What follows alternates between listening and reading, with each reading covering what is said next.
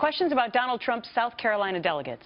Following his announcement to no longer support the eventual Republican nominee, Matt Moore is chair of the state's Republican Party, and he says, quote, breaking South Carolina's presidential primary ballot pledge raises some unanswered legal questions that no one person can answer. However, a court or National Convention Committee on contests could resolve them.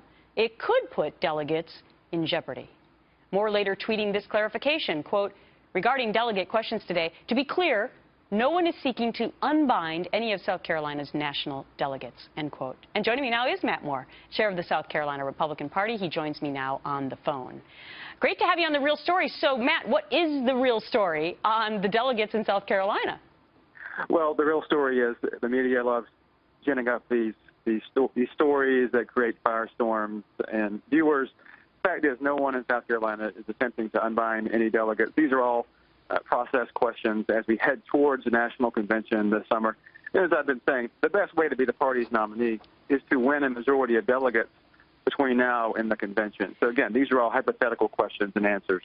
Okay, but I want to call your attention to the South Carolina Republican Party 2016 presidential primary election statement of intention of candidacy, and we're showing it on our screen right now with Donald Trump's signature on it.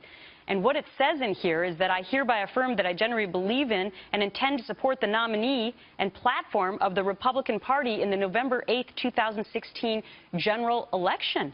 So if he now says, and for that matter, Ted Cruz and John Kasich as well, but they don't matter, I guess, in South Carolina. But if he says now that he's not going to honor that, then are his delegates in South Carolina in jeopardy? Well, it's not a question for me to answer, and I hope not. Look, I'm not personally for Donald Trump's delegates being removed from the South Carolina delegates. But again, these are the sorts of questions that an open primary, potentially open delegate selection process headed to the convention could generate. So again, I can't reiterate that enough. That whatever happens, this will be a very honest, transparent, and fair process as we head towards the convention. Okay. You talked about the media misconstruing this. There was also, potentially, there was also a report out that said that insiders in the state of South Carolina said that, look, on the second ballot, if it goes to that at the convention, that these delegates now unbound will not support Donald Trump.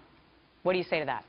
Well, I'm not sure that's true. I think there will be a lot of rationales if and when that does happen. There's a second ballot. Again, there's a lot of time to go between now and then. It's not a foregone conclusion. The nominee may not exist by that point. But again, I think that's maybe a little bit speculative.